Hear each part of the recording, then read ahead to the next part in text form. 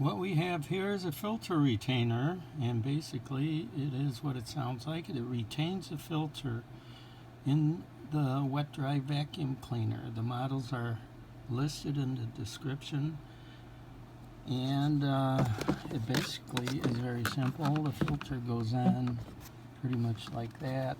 The retainer simply covers the filter and locks it into place. You need to have this on there nice and tight to prevent dust and dirt from leaking inside the vacuum motor itself. One of the most important features about the retainer, the lid retainer, is that it covers the opening on the bottom here. And as you can see, without this retainer, all the dirt can be sucked in around the perimeter of the inside of the filter.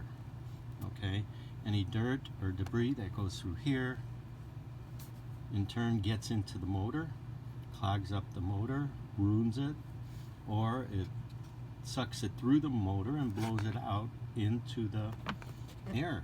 So it's very important to have this on, locked and sealed. Any questions, feel free to contact us.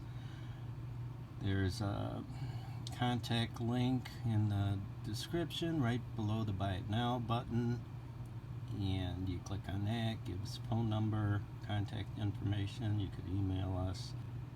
Hope this helped. Have a great day.